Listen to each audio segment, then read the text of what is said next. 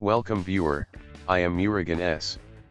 This video tutorial describes how to mount ISO disk image files in Windows 10.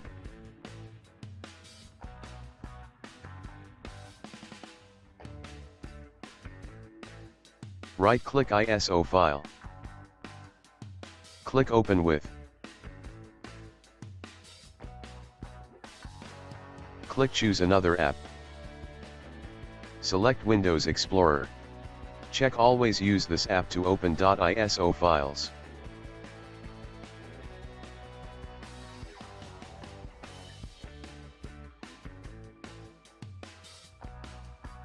Right-click Drive, click Eject.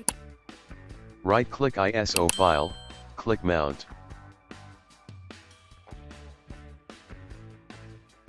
I hope this video tutorial helps to you. Please like, share and don't forget to subscribe my channel. Thank you very much. See you next video.